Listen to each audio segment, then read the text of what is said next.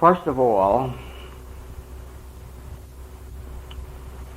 this subject tonight has reference to the deepest part of our work, and one that is so fundamental that we're going to have to do a lot of thinking about it. I will start by telling you this, that from the earliest part of my healing experience, the thing that separated my work from Christian Science healing work, and incidentally, the thing that made my work so successful that I became nationally known as just a nothing but a simple CS practitioner, and yet gained national recognition in that field, came about because I had a secret that was not generally known. And since then, I find out that nobody in the rest of the metaphysical world knows it at all. And the secret was this: that error is not your fault. The sin isn't in you. The wrong thinking isn't in you. It makes no difference if you are envious or jealous or malicious or sensual. There's no difference if you're robbing banks or committing adultery. It makes no difference what the degree of your sins. The fault is not yours. All error has its foundation in the universal mesmerism. Now, Paul called that the carnal mind. He even acknowledged that while I don't sin, I have a sense of sin in me.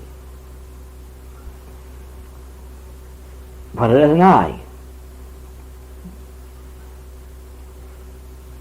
So it is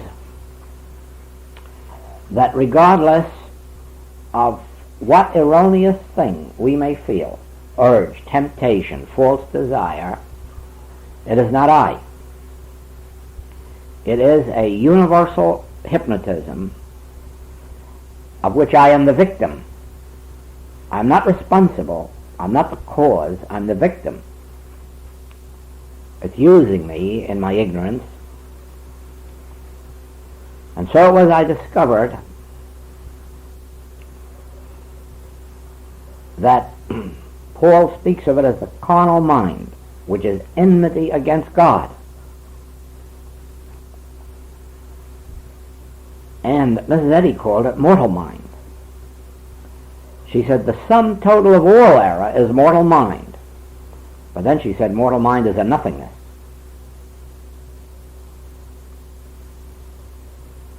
Now then, if the sum total of all error is mortal mind, it's certainly not a man or a woman or a child. And whatever our errors must be, they must be mortal mind acting through us. And so, at no point in my practice did I ever say, you must do this, or you must not do this, or you ought to read 20 pages today to get healed, or you ought to be more generous, or you ought to be more thoughtful, or you ought to be kind, or you ought to be pure. Never. Never. I never touched a patient.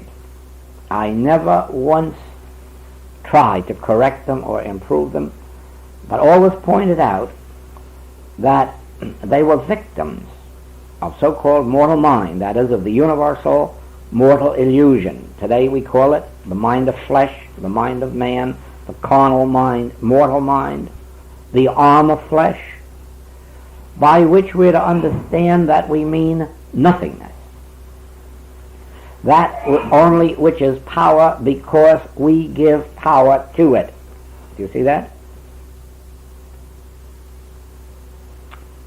Now,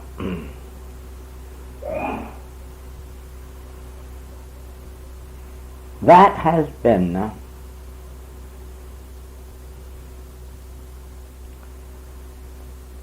the major secret of my healing work. Spiritual living is something a little different. while always that's the basis for that particular part of it, the real secret of spiritual living is the discovery that the I is God, and therefore it has within itself all that the Father has. And therefore I don't have to look to person, place, or thing for anything, supply, recognition, anything.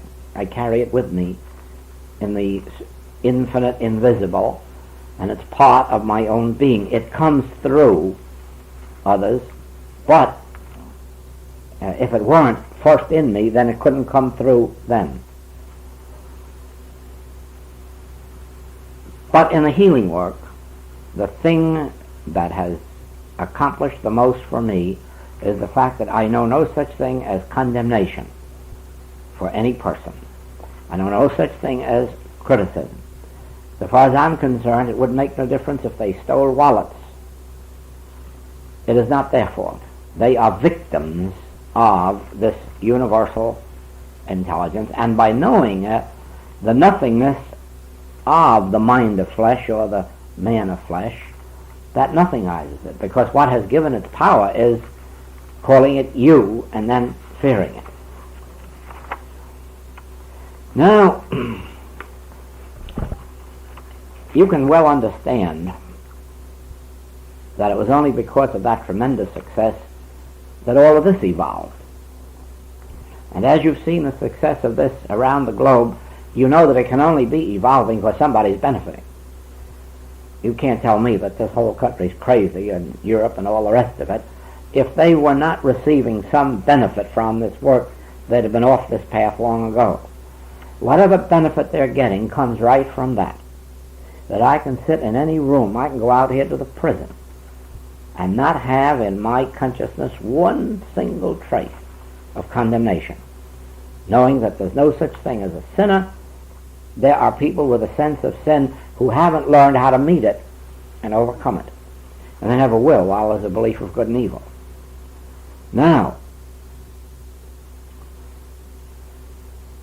the troublesome part of this, to me, has been that I have always had a certain percentage of people who did not respond to my work. Either they didn't get a full and complete healing, or they got so little benefit or healing out of it that I could see that their contact with me was a waste of their time. I just was getting nowhere with them, and for no reason that you could put your finger on. I wasn't to blame, surely, because I was being as consecrated with them as I was with anybody else. It wasn't their fault, because on their part they were doing whatever they were expected to do. They studied, they read, they did this, they did that. But that percentage just couldn't respond. And so the suspicion came to me that there is something so deep in their individual consciousness that a healing is not going to take place until it's uncovered and they give it up, which many people aren't capable of doing, because we're all so certain that we are right and justified and so forth. And then, as my attention was drawn to, first of all, these baby cases, mongoloid, blue babies, paralyzed babies, so forth and so on. And the few cases that came to me were never met. I'm speaking still now, back in the early days. Never met one of those cases in the early days. The suspicion was born in me that perhaps they have brought this over from a previous existence, and it is so deeply rooted in them that it can't be met.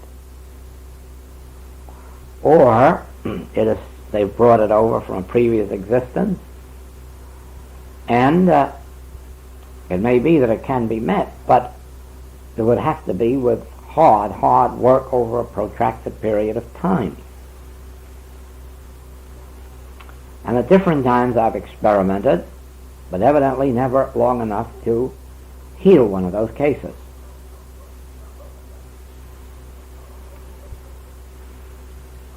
All the time that this goes on in my mind, remember, I don't like it, because it argues against what I have said, that the error is never personal, that it is this bare mental illusion, and that it has to be met in that direction. And so 3 times in the last 10 years, I've started small groups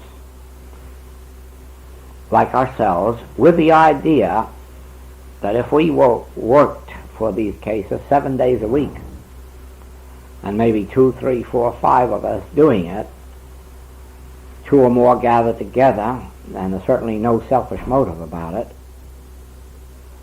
that perhaps we could break some of these cases, and thereby prove that it isn't a matter of something brought over from the last incarnation that can't be worked out, but actually just something else that can be worked out in the universal.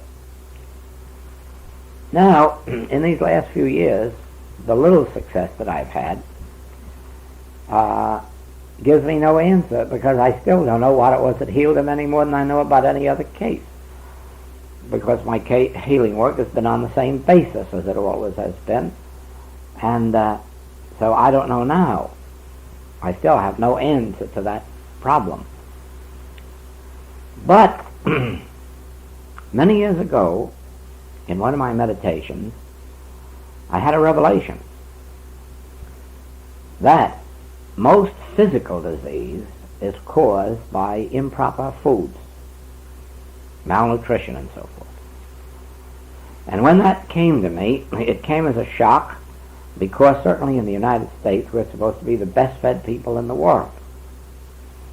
And then it was that I discovered after that that's not true. We are not the best fed people in the world, for the simple reason that more than half of the food we eat has no food value. Now, many years ago it was proven to us that nothing that is made from flour has food value, that every flour product is nothing but clay.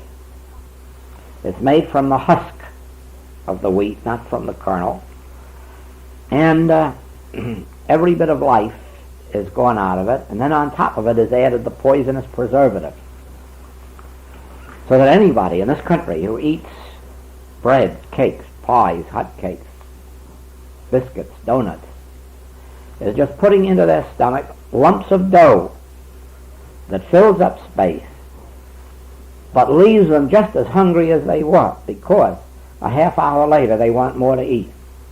As soon as that lump has gone down, they're hungry again, because all the lump did was fill that space. It did not feed the body. And so you can find in this country children in school suffering from malnutrition, children who are eating a loaf of bread a day. Now, a couple of months ago, nobody's brought suit against the magazine yet that we've heard, it is published that there isn't a dry cereal made in this country that has any food value in it. That it too is nothing but lumps of clay going into the system with poisonous preservative in it. And the only food is what little vitamins they pump into it for advertising. Certainly not enough to feed the body, nor would they have to pump vitamins in if it had food value. So that there is a branch of materia medica today which is working from the standpoint of foods, and they are healing a lot of disease merely by taking people off of flour products and substituting the flour products that come from health food stores and vitamins to make up what they should be having. Now we learn that there is a doctor experimenting with vitamins on what?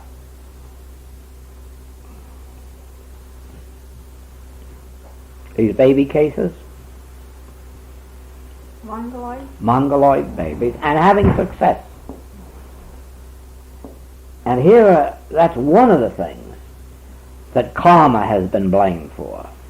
That's retarded children, I think they're using it. And on Cretan children's thyroid, which is a... So, here you have it, that what has been called karma, or maybe they committed suicide in the last incarnation, or something of that kind, now they're fixing up with vitamins.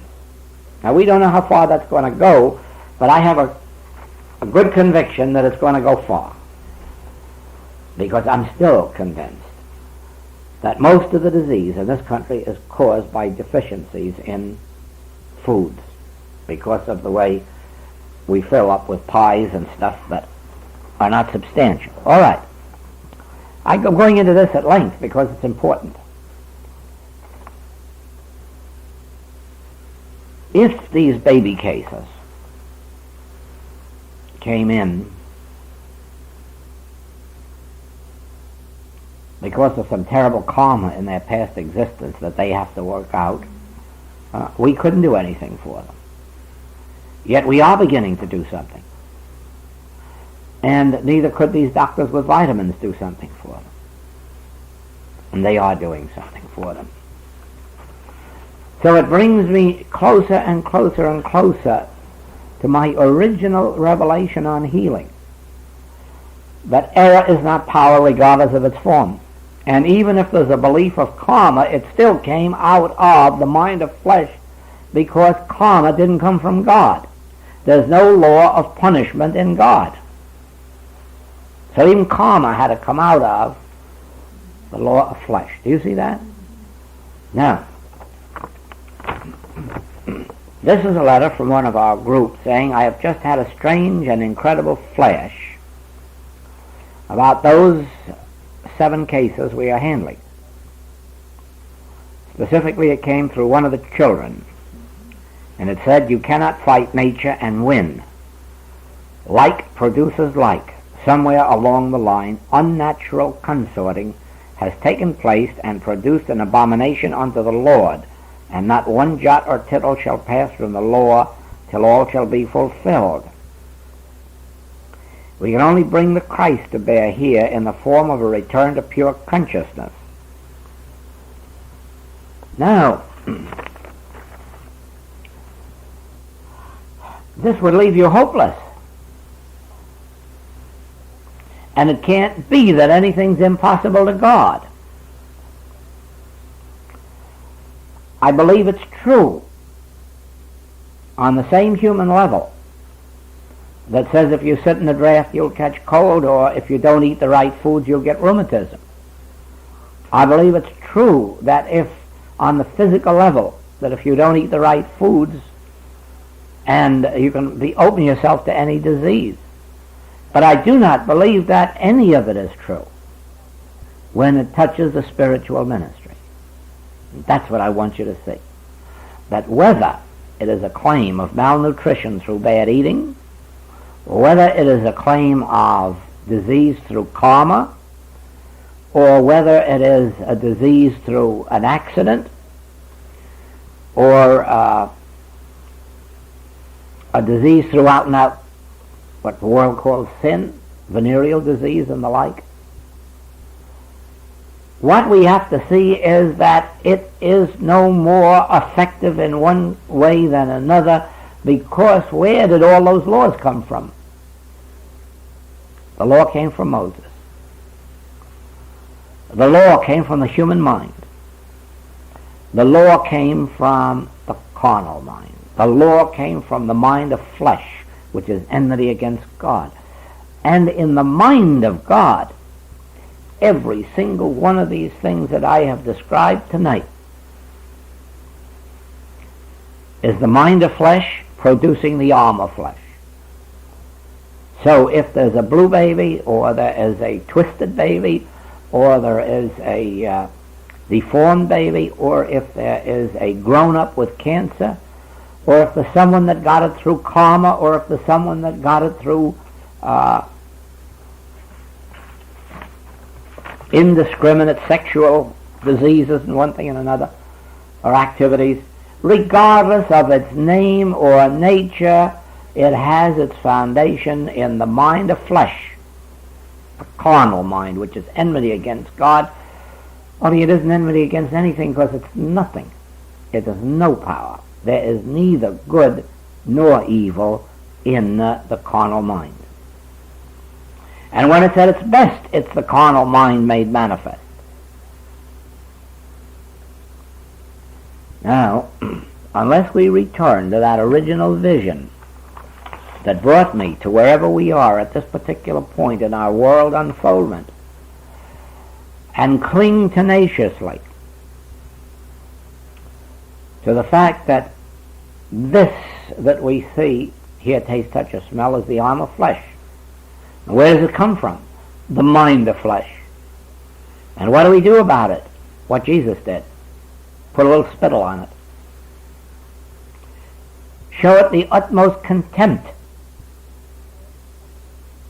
And spittle represents utmost contempt.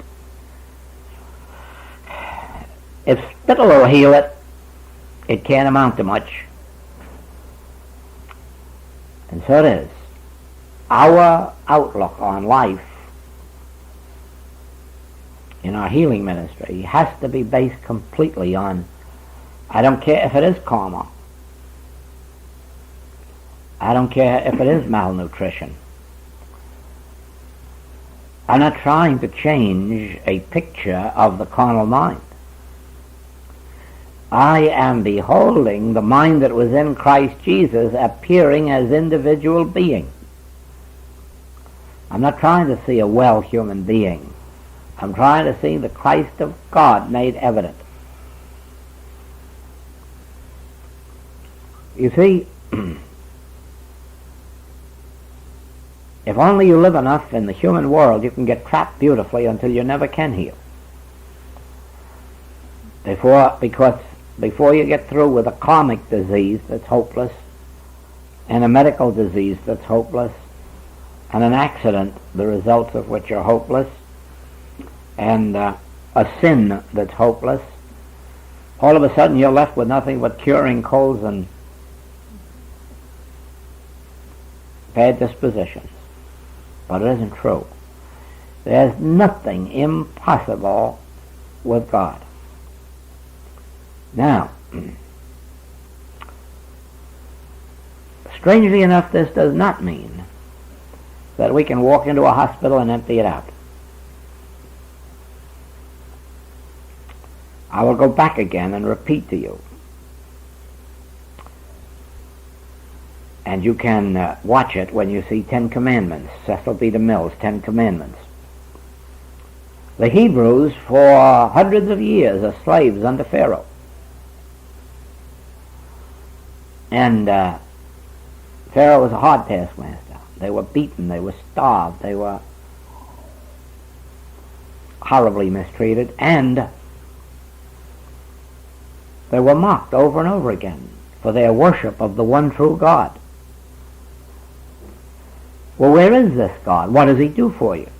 Let you be our slaves? Let us beat you all we want? Let us starve you all we want? Where is this great God?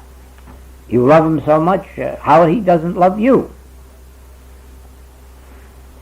And you know that for all those centuries, God did really nothing about the Hebrews. Nothing.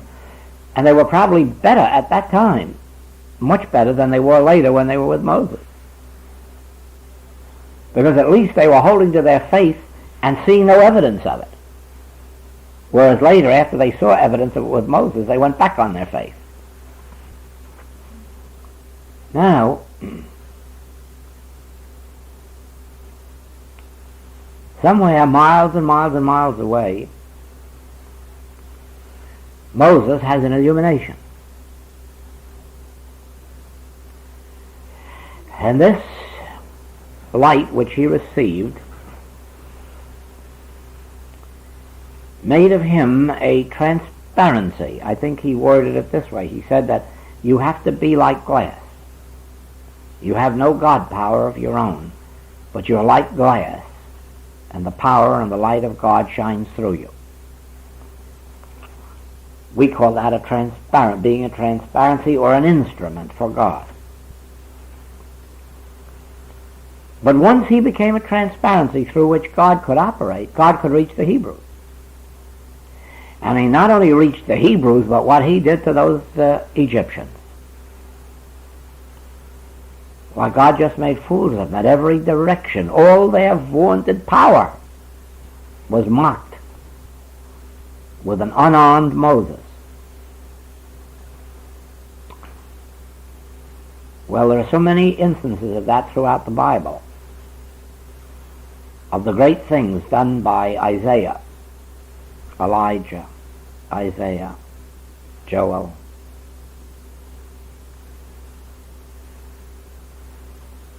And all it was the same thing. The people were in trouble, and God was doing nothing about it. Nothing. God couldn't break through. Because God can only break through the consciousness of an individual. But if the light of God can come through one individual, everybody who has brought themselves under that influence can benefit by it. Because the light is so infinite that it'll shine right out all over this place, touching only those who are open to it.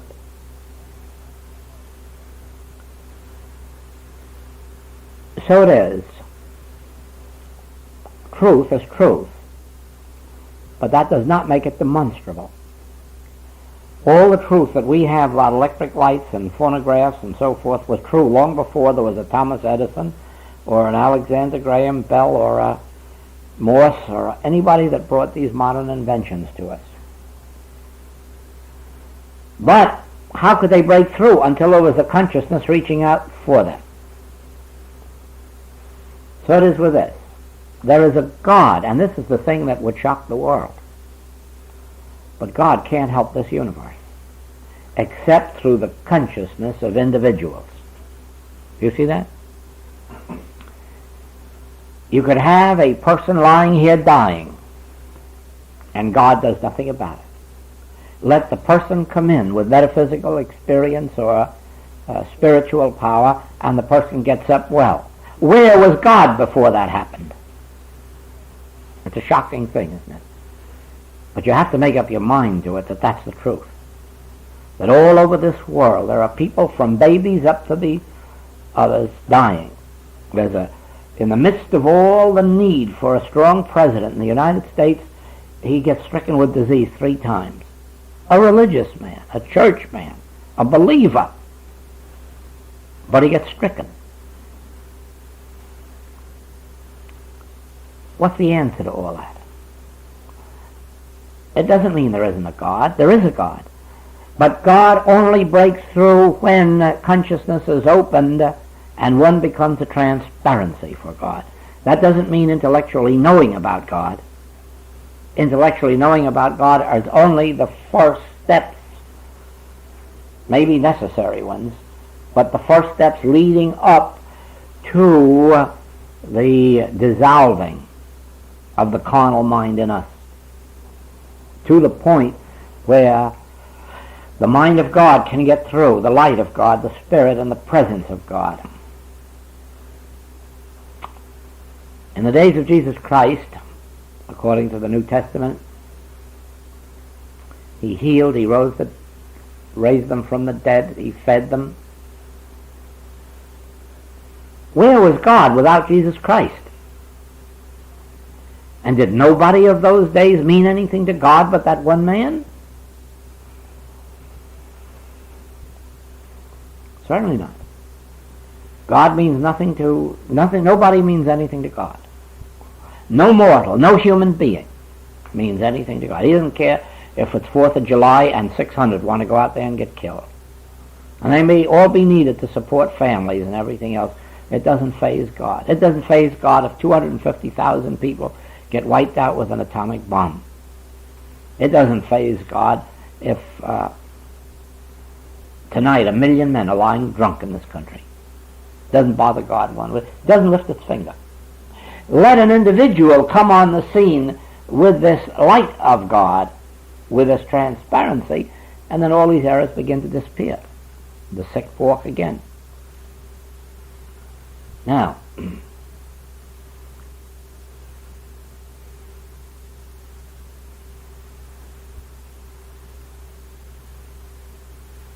all of this means this: sin, disease, and death will go on forever unless the consciousness of humanity is opened to the spiritual impulse. Wherever an individual appears,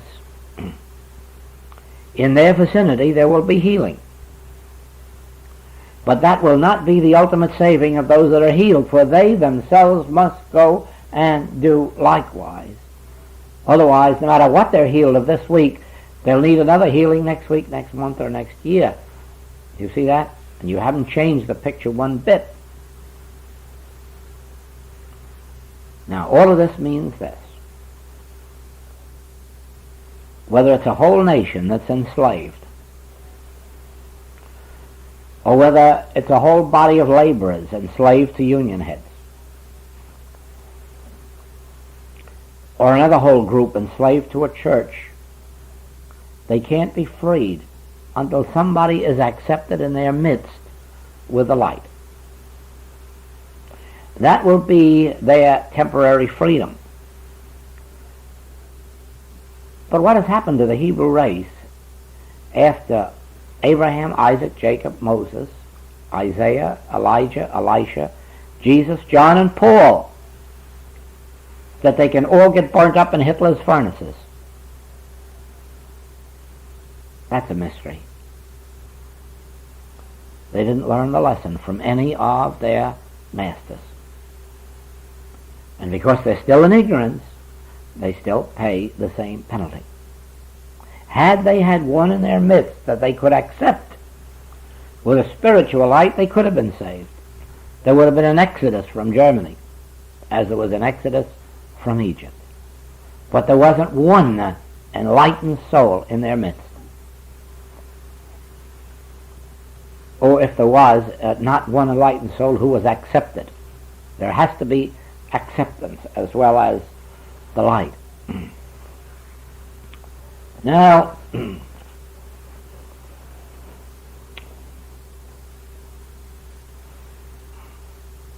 to be a transparency for spiritual healing power, there must be no distinction in your mind between ignorance, sin, fear, disease, karma, or any other cause.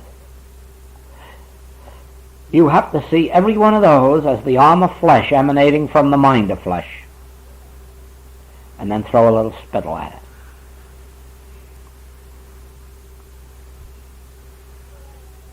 Watch out that you do not accept the subtle suggestions that there is some power that can operate to prevent God acting. The only power there is human ignorance or density, materialism, not letting the light come through. If you can be a transparency for healing, it makes no difference what it is. You still will hold to the mind of flesh. Now,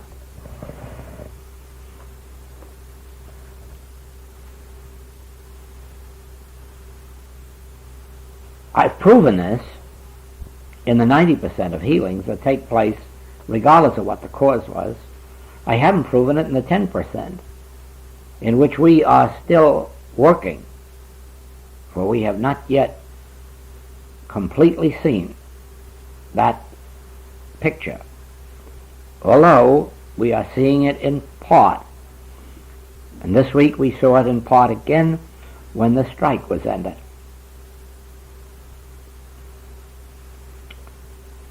How? Not by changing men, not by condemning evil men, and not by calling evil men spiritual ideas. but by ignoring men and realizing that anything they appeared to be, and the cause of anything that they ever appeared to be, was nothing but that carnal mind made flesh. The mind of flesh, the arm of flesh, nothingness. And realizing that power doesn't emanate from the mind of flesh. There is no power except the power of the mind that was in Christ Jesus, which is the power that maintains and sustains its own creation. And so we see that nullified. Well, we are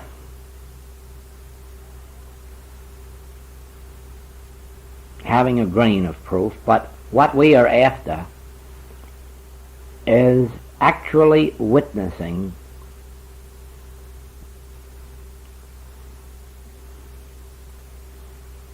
not sick people made well, but the very evidence of the Christ made manifest, the Word made flesh. And it is to that we have to dedicate ourselves, or else we ourselves will degenerate into accepting the belief, oh, well, there's some things we can heal, let's be satisfied with that. And that we can't do, because that will shut us off from the light. To God all things are possible.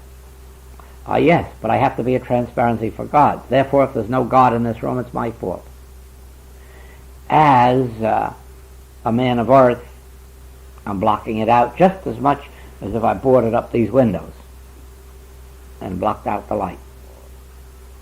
And the light can't get through, although it's there, until those boards are removed.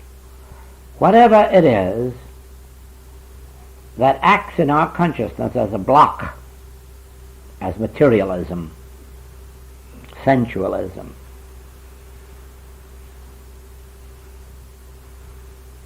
greed, hate, lust, whatever it is that's acting in our consciousness that prevents this light of God coming through, we have to work with to realize its nothingness. It may be that we have to take for our basic mantra, call no man on earth your father, for one is the Father which is in heaven. Until we've actually brought ourselves to the realization that I am not humanly born, not humanly conceived or humanly born, that I am, pure spirit. And if I can get that clearly enough, I rule out. Sometimes it takes drastic action,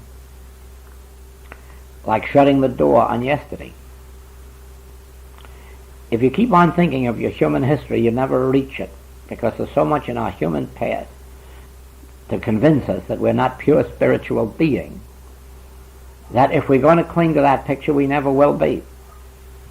Unless we can completely die to yesterday and each day declare our Christhood now, with no regard for what we did yesterday, last year, last month, each day claim that Christhood and keep that humanhood out, we will not achieve being the transparency. Once Moses had that light, no sign of his past came back into his experience.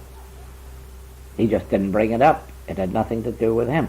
Whether it was the part of being the prince at court with his successors, or whether it was the part afterward where he was a slave and a failure, none of that came back into his life. He was now Moses, the enlightened one.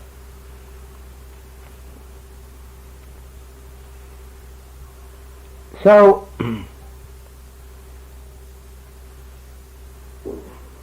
that's what I had to say to you.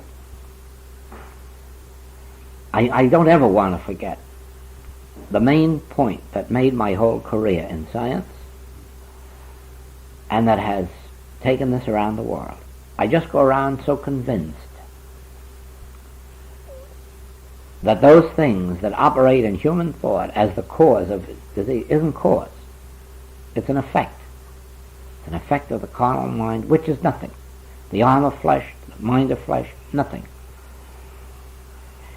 And only on that basis can we go forward and increase it.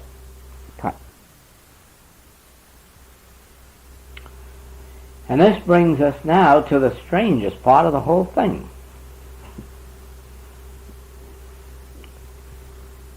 That so far as healing work is concerned, you can't heal a single thing with everything that's been said on that tape.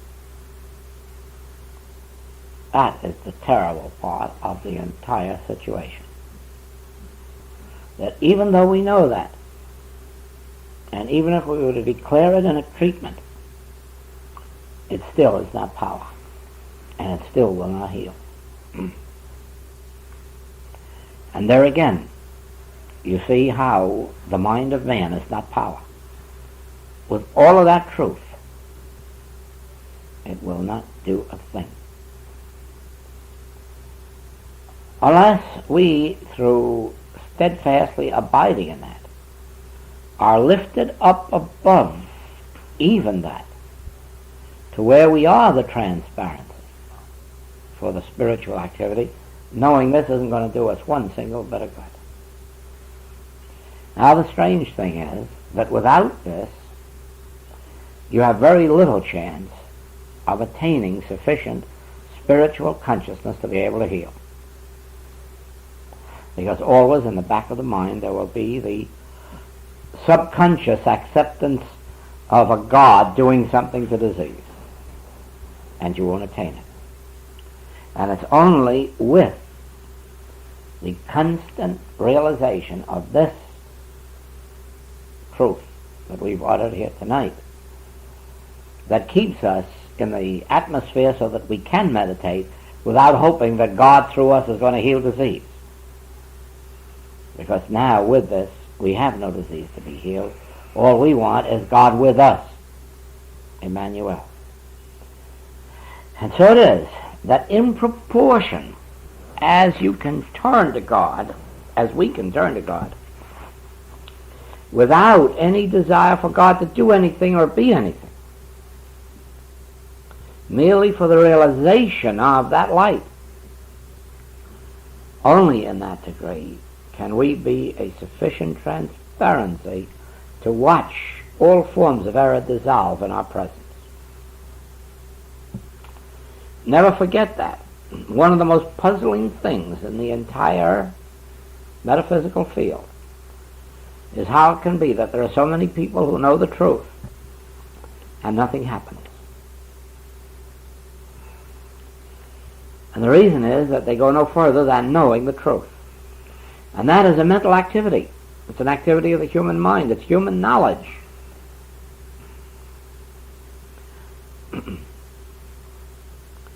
Spiritual healing or regeneration takes place only in an absolute silence of the human mind, a stilling of the human mind.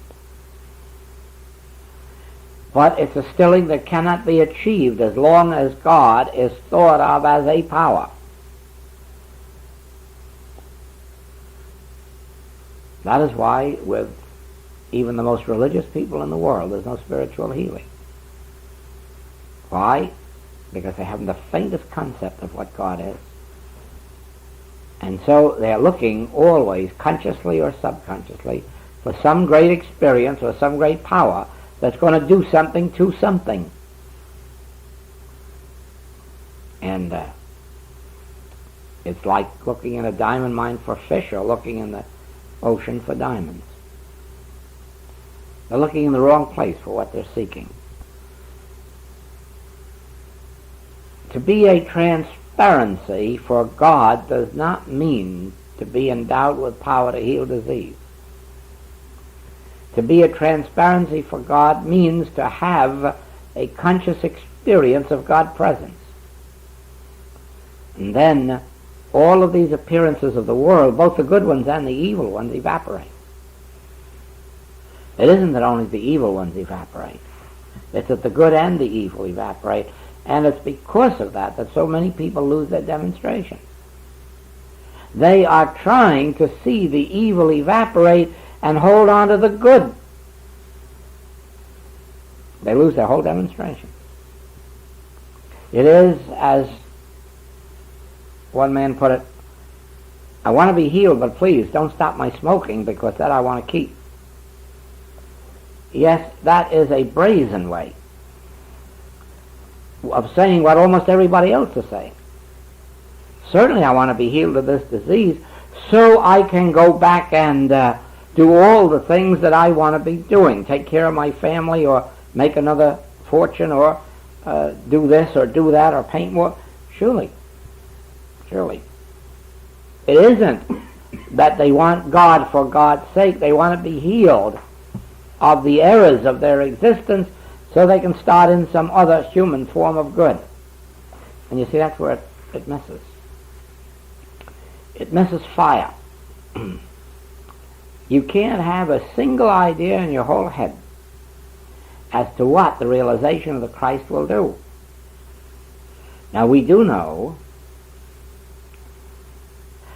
that the Master said, leave your nets, and he stopped them from fishing. And fishing was their livelihood. Well, you know what would happen to us if we said to our people, throw up your jobs and follow me? No, what they would like is a treatment that would increase the productivity of their jobs. Now, no one on the face of the globe has any way of knowing what effect the activity of the Christ will have in their lives. It may not give them the physical health they expect, because it may be the very struggling out of ill health that will help them attain their demonstration. It may not give them the financial affluence they expect, because that may be the very worst thing for them at that particular time. That may not be their mode of life. No one has a way of knowing what effect the activity of the Christ will have when it touches one. And yet, every day, our students are all supposed to be turning inward for the realization of the activity of the Christ. Yes, but the minute it begins to take some human form of good away from them, they howl. They've got a problem. Why is it that the minute I started studying this, I started getting problems? I didn't have them before. Well, certainly, if you're grounded on the physical sense of health or the physical sense of wealth, and you have the activity of Christ, it's going to knock that right over. And then you have to begin to understand what is the spiritual health and what is spiritual supply, until eventually that unfoldment comes. It's the cry in the Daily Mail. Pray for me for health. Pray for me for supply. Pray for me for companionship. Pray for me for a home. And even occasionally where they'll say, well, pray for the realization of God, but they, in the back of their minds, are thinking of the effect of that, and the effect they're thinking of is the removal of a human evil. Never are they thinking of it as a removal of a human good. And yet the activity of the Christ moves both. The way of the Christ is not a way merely of good humanhood. It is a whole new activity, a whole new experience, a whole new life, and it isn't like the old idea of demonstration that, well, now I have a Cadillac instead of a Ford. Maybe for a while we'll have a Ford instead of a Cadillac, or not even a Ford. But the point is that once you have this letter that you can work with, so that at least when you do sit down for the Christ, you're not thinking of it as a superpower that's going to remove the evils of the world. All of these people in the world today are praying for the overcoming of Russia, for communism. But won't they still be left with humanhood? Won't they still be left with an enemy somewhere else? Won't they still be left with, whether it's a religious domination or a labor domination or a whatnot, won't they be left with something? Certainly. That they don't think of.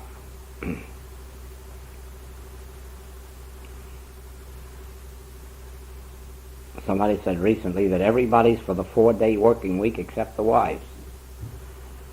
Sure, what are they going to do with husbands around 3 days a week? They had enough 1 day, then 1.5 days, now 2 days. Pretty soon they're going to have them around 3 days a week. Well, sure will mess up the home.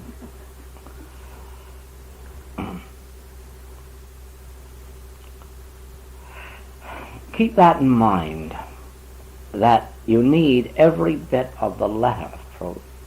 Not that it'll heal anything or do anything, but that it'll get you into an atmosphere where you don't expect it to do anything and where you want nothing but the glory of the freedom of the Spirit. And then when you're at transparency, if it sends you to free the Hebrews or the Negroes or the Catholics or somebody else, you'll go out and do it. And again, like Moses, not by wielding power.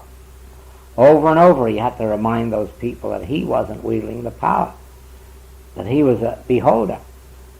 He was witnessing God. And you could see it all through there, couldn't you? That all he was doing is standing still, sometimes even wondering if it was going to happen. But just looking, waiting. And sometimes he was biting his lips when the last minute was coming along and it wasn't there.